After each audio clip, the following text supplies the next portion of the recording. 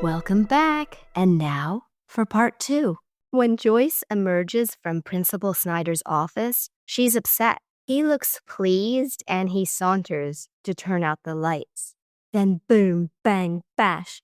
Our guys crash in. Yip, yay, yum. James's stunt double wasn't yet Steve Tartaglia, who doubled James in later seasons. He was a great match for James and his physicality, but he wasn't here yet. The camera push-in is really nice. It moves in and tilts slightly up to highlight this entrance. The camera loves my Spiky. You fare pretty well yourself. Thank you, sweet sire. Yes, thank you, Rebecca. And now a word from our sponsors. Are you tired of having rough skin? What are you doing? Lending authenticity. To what? When Schoolhard originally aired, there was a commercial break right after that shot. I think we can forgo those, Drusilla. Our sponsors won't be happy. Those sponsors are more than 2 decades out of date. Is that long? For us mere mortals. I see. Spike and Buffy face off. She then ushers her mom and everyone else to safety. Willow is the one who saves Cordy by bashing a vamp with a heavy bust. Willow doesn't have a heavy bust. No, the bust. The sculpture? Got it. My guys then cut the power. It seems like Spike may spare the parent that he's been manhandling by not wanting to drink from him, but we see how dangerous he can be when he kills the man and nonchalantly says that he feels better. It establishes his incalculable nature. Capricious. Yes, Giles sends Xander to get Angel. The parents discuss the intruders, and Joyce asks if something is wrong with their faces. Snyder says it's a gang on PCP. Wouldn't the people on PCP be more likely to have altered perception, not the other way round? Good observation, Drew. You know what is adorbs? What? When my honey bun calls out, Slayer, here kitty kitty. And you know what's even more precious? What's that?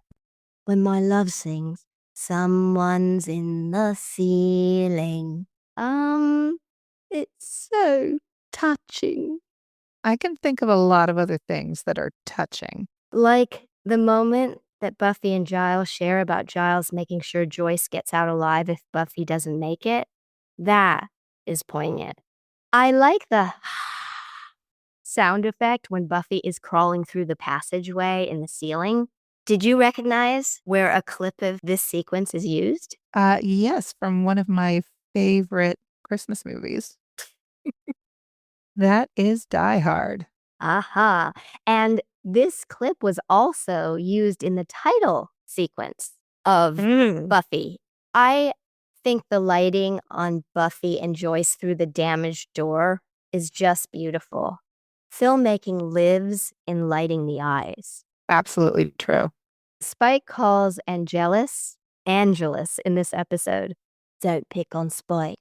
Angelus deserves it. He only pretends to be on our side. Yes, but we aren't sure for a minute if he's been setting Buffy up. He says he's been doing the puppy dog I'm all tortured act.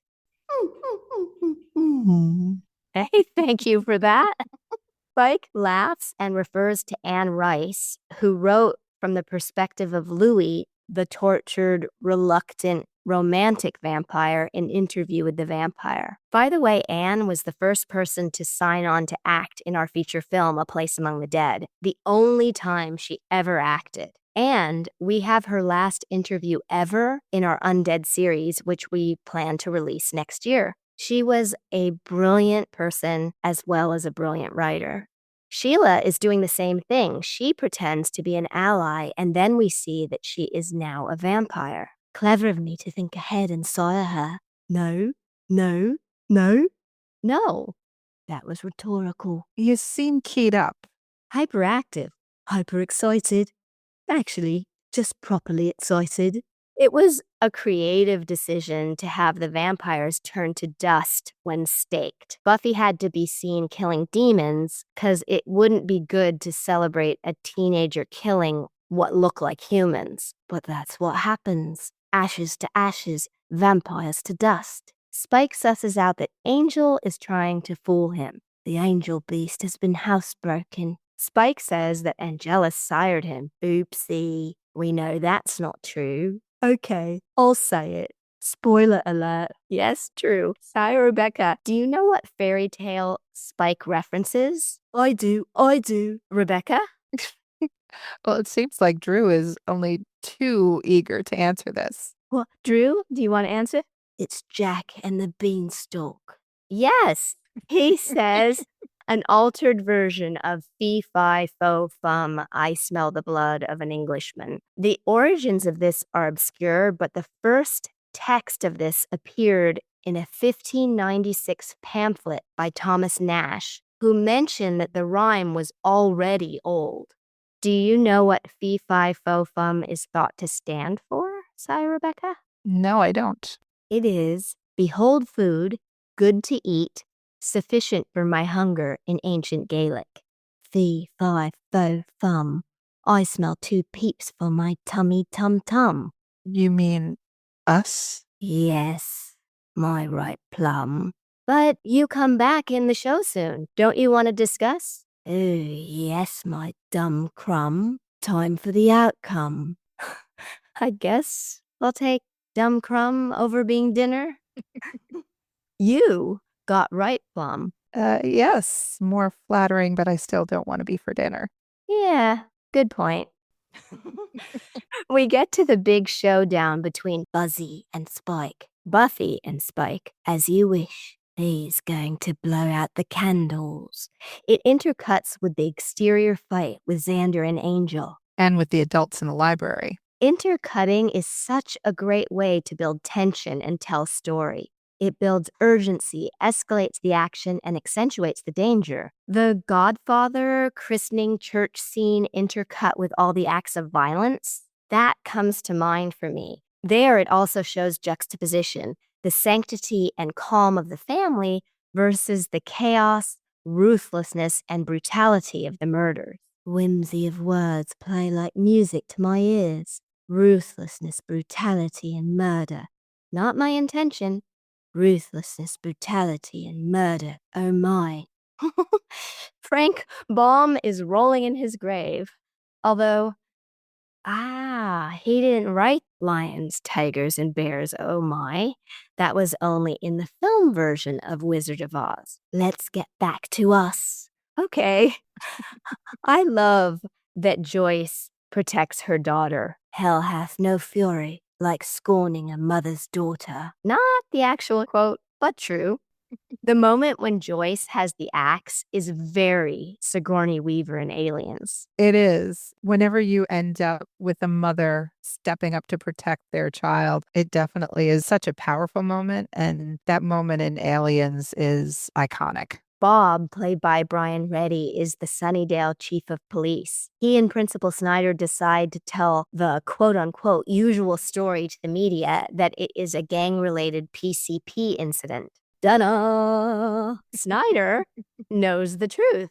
It's a cool reveal. I mean, we're rewatching, but don't you think so? You don't get any hint of it prior to this moment. It's such an eye-opening exchange for the two of them. Yeah. And the fact that they're in cahoots. Joyce is proud of Buffy.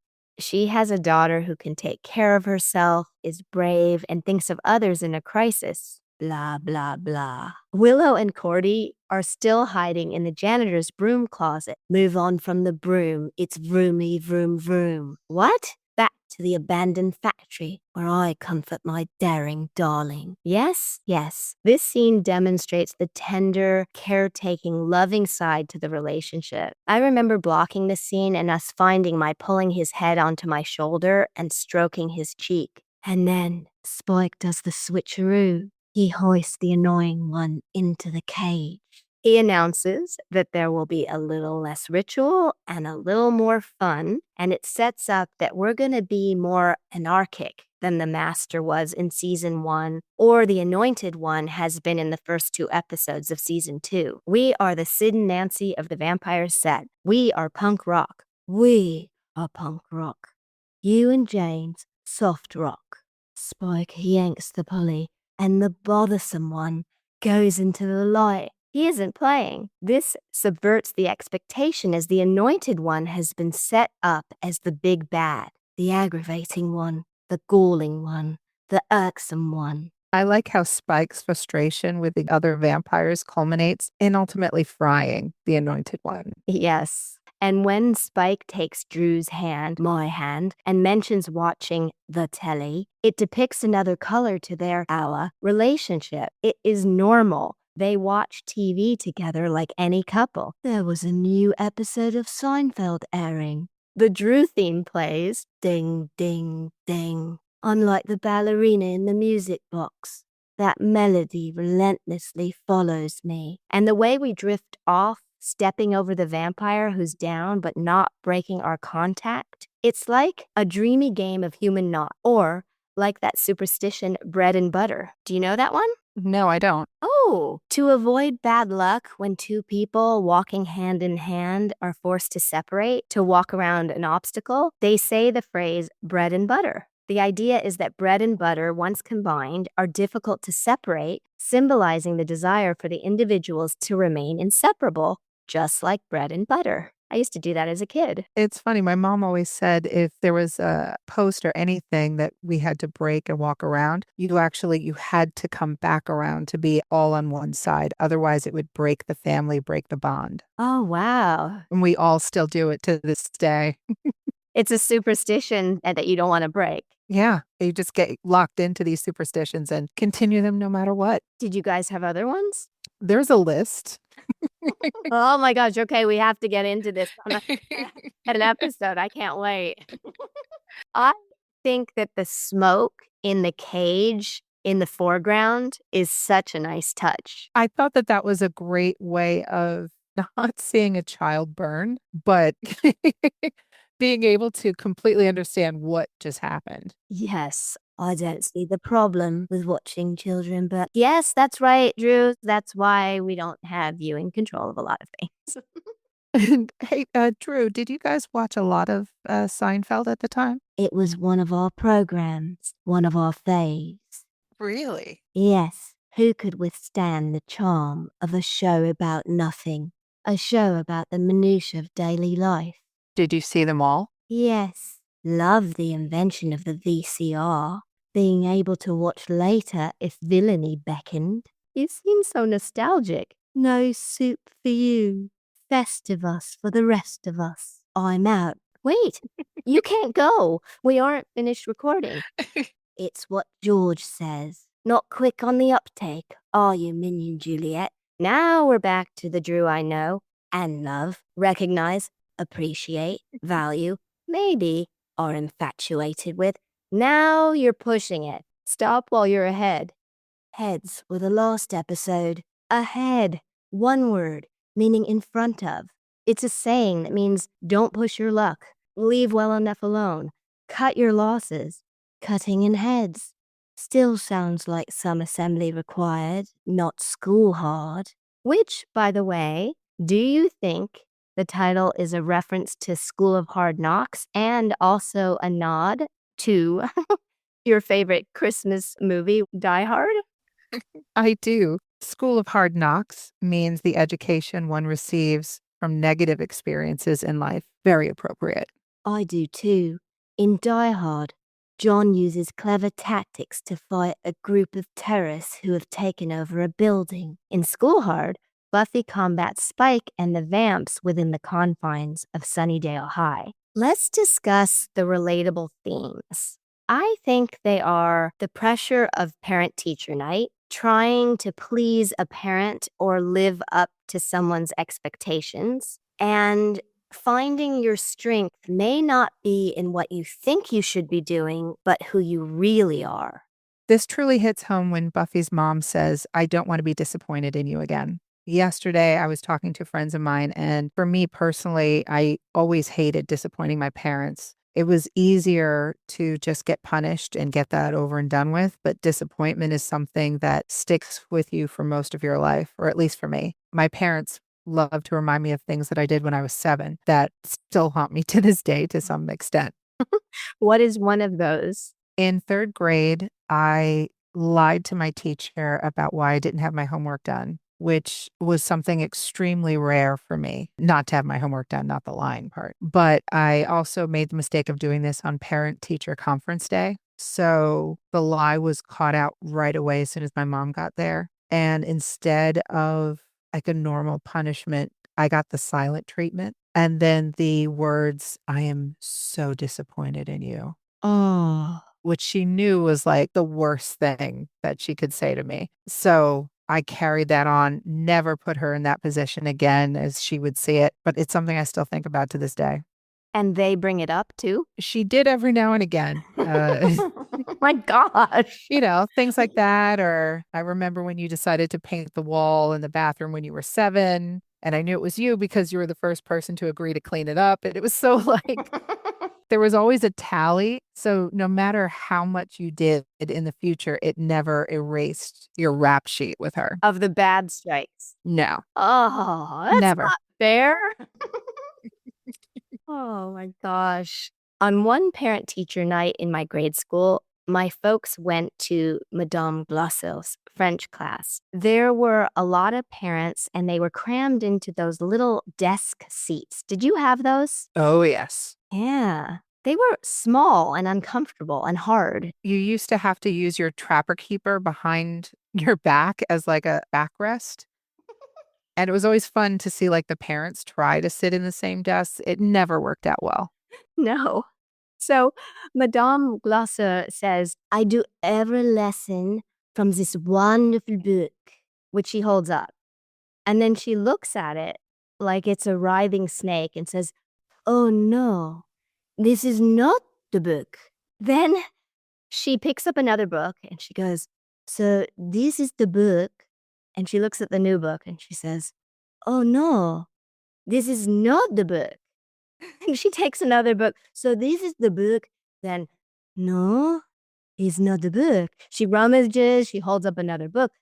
"This is the book." Then again, "No, no, no, this is not the book."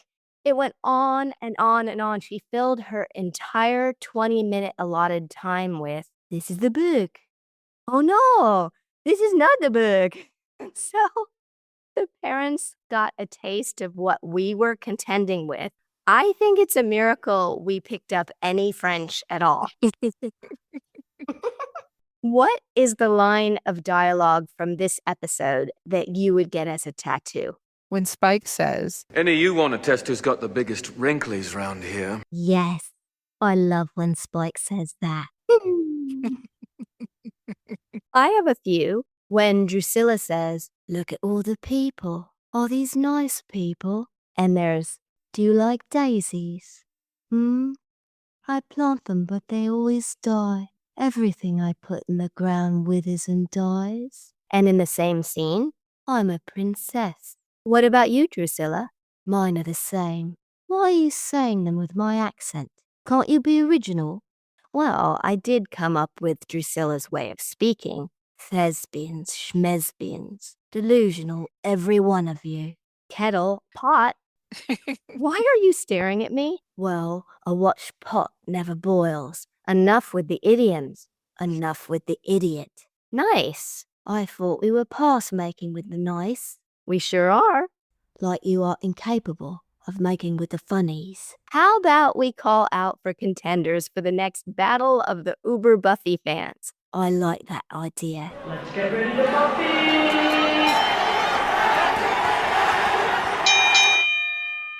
If you want to be considered as a contender for this season's trivia battle, please email revampedpod@gmail.com. Yes, be sure to include your name, where you weigh in with your number of watch-throughs, where you're located, something interesting about you or something you think would be good to share, and your social media handles.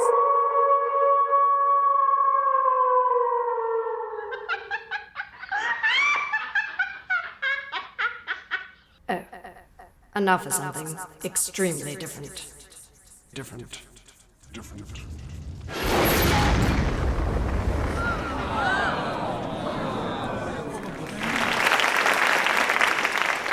The first movie I ever did was a lead in an independent called Neon City.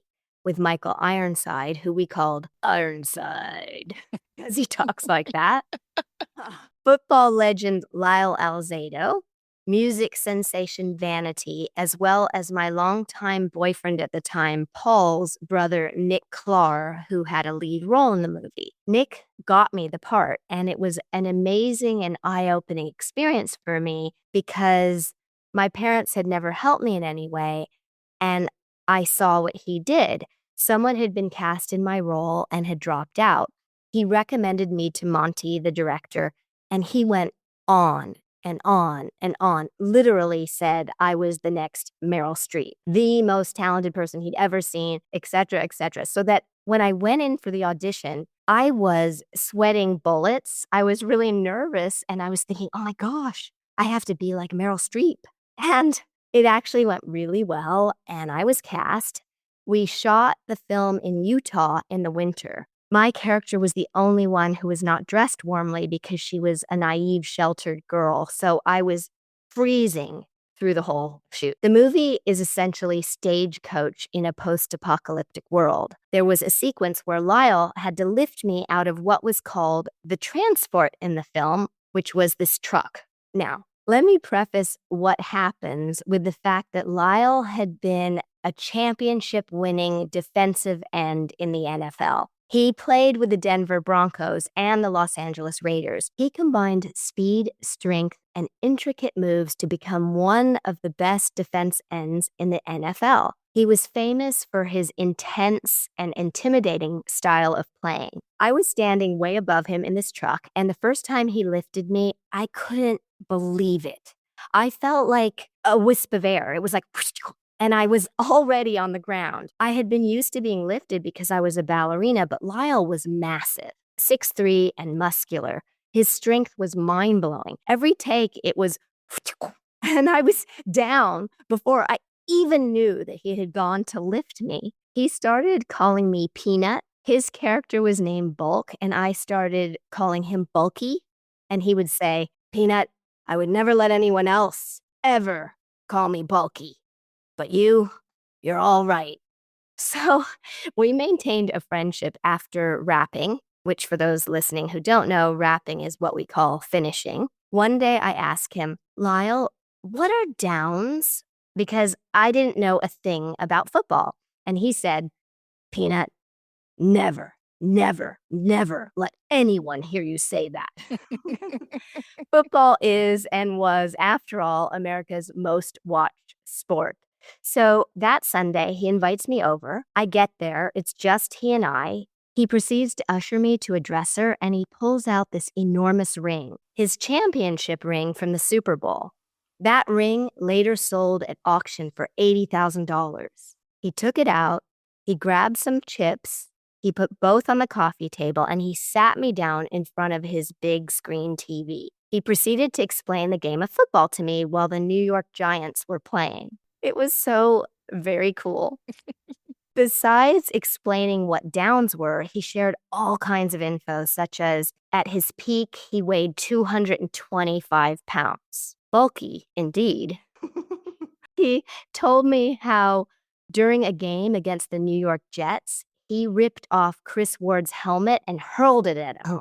He wasn't ejected from the league, but they subsequently implemented the RN4L Lyle Alzado rule, also known as Rule 12, Section 2, Article 15, which prohibits using a player's helmet as a weapon.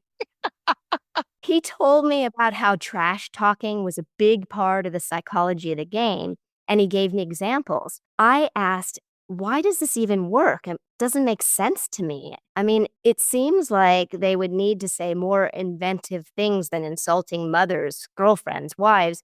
I asked him why.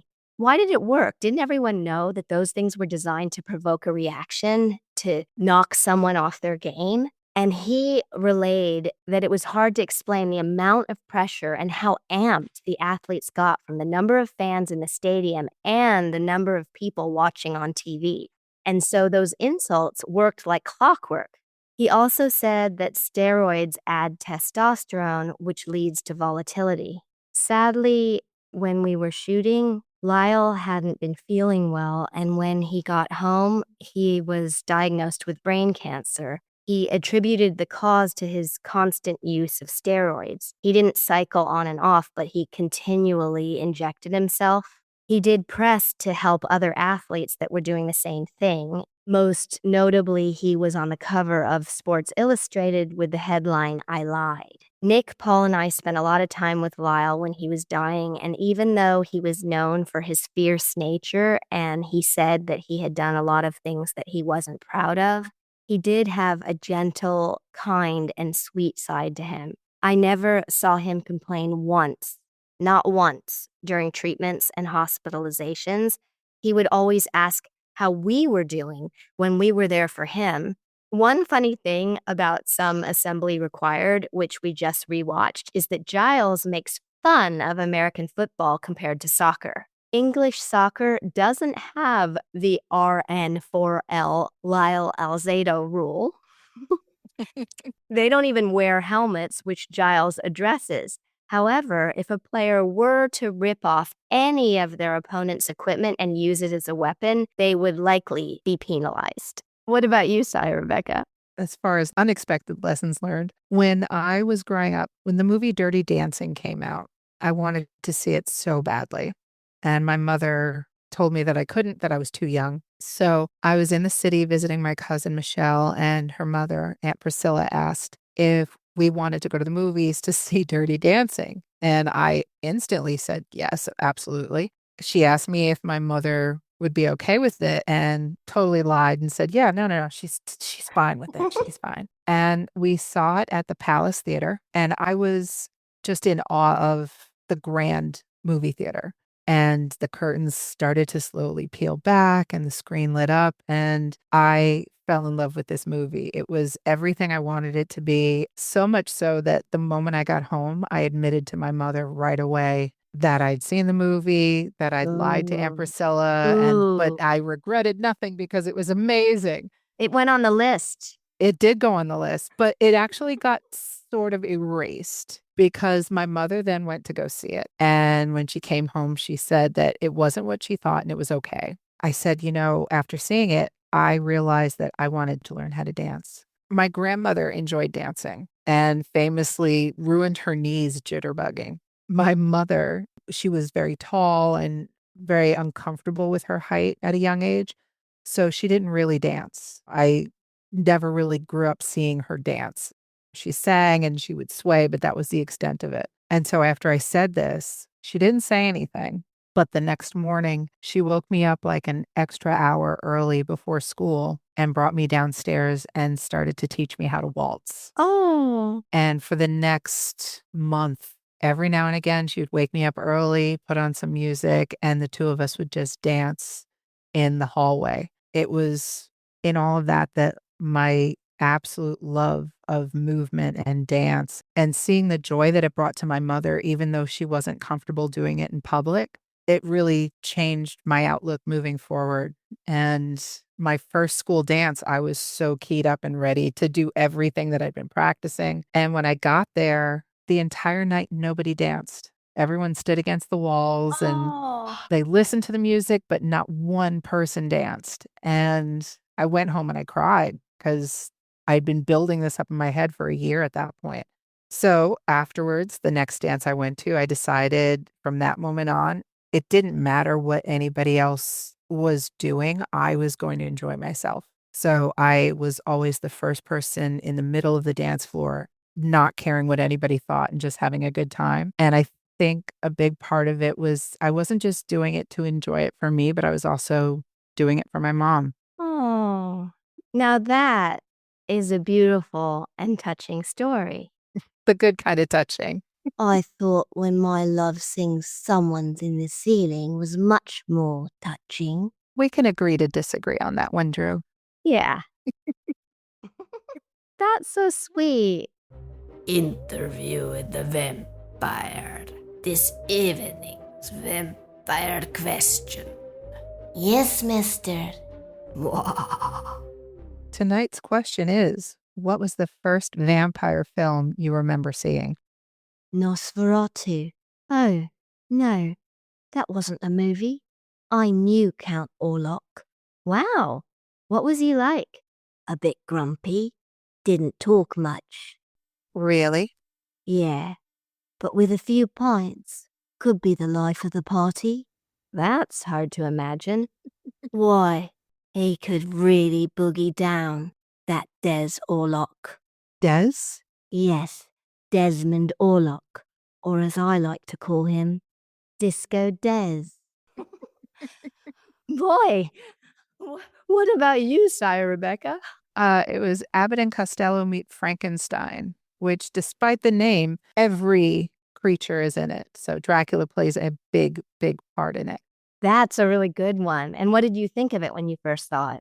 It's still one of my favorite movies. I thought it was hilarious and still spooky, and the lighting is incredible, and all of the actors were just spectacular. It left an impression, and I still enjoy watching it to this day. What's your favorite scene? Not with Dracula, funny enough, but every time there's a phone call with the transformation of the werewolf, I love the internal fight that's happening. So you're still able to get all the drama in this moment in the middle of a comedy. I think that's probably one of my favorites. Yeah, I love that part. Hysterical. It's so great. And it's such a great mix of humor and scary. Like it goes everywhere, that movie. For me, it was the 1931 Dracula with Bela Lugosi. Both that film and Nosferatu are iconic in their visual language and imagery. And as a result, they're embedded in pop culture to this day. I think largely due to merchandising. Dracula, Frankenstein, Marilyn Monroe, and James Dean are still known by kids. Now that's a weird gathering of personalities. 2 beauties and 2 beasts. Did you have fun recording today, Sire Rebecca? Honestly, there is nothing in this world that I enjoy more than this. Drew? I've had the time of my life. No, I never felt this way before. Yes, I swear, it's the truth, and I owe it all to you. Ooh, ooh, ooh. Thank you. I'm so happy that you're doing your Dirty Dancing rendition after Rebecca's story. Oh, it was incredible. I'm finally getting some appreciation. Not singing about you. It just fit my mood. Oh, okay. But if you want to, we can do the Patrick Swayze lift. Don't want to. It's not a big deal. Spoiler alert. You know how I carried Spike from the burning church. Still, rather not. Sorry, Rebecca. A 5, 6, 7, 8. Maybe some other time. When? Nobody puts Sire Rebecca in a corner. I see what you did there. All the Dirty Dancing references. And it is, yes, still one of my favorite movies. How many times have you seen it? Oh, God. I honestly, at this age, cannot count. But I did once almost not leave a burning building because it was on TV. Oh my gosh. It was the best part. They were getting ready to do the dance at the end, and it was like, we're so close, and the alarm was going off. And it wasn't just me, it was my roommates too, so I didn't feel as bad. But yeah, we did end up Priorities. I knew Patrick Swayze because we took dance class together. That is so cool. Yeah. And also Miranda, the choreographer. Oh my God. Yeah. Yeah, let her know that to this day, her choreography has always been very, very important to me. That dance sequence was just amazing. Oh, I will do. And Drusilla, you can count me in for our sign-off, though. A 5, 6, 7, 8. Revamptees, please correspond with me on our Patreon page, Revamped with Juliet Landau, Twitter @JulietLandau, on Instagram @Juliet_Landau, and on the Fans of Juliet Landau Facebook group or Juliet Landau official Facebook page. Until we meet again. Yes. See you next time when we do it again, do it again. And until then, rewatch, revamp, reinvent, and be remarkable you. You're looking a little glum, Drew. I'll tell you something. This could be love because All together now. I've had the time of my life. No, I never felt this way before. And I swear it's the truth. And I owe it all to you. Boop, boop, be Drew.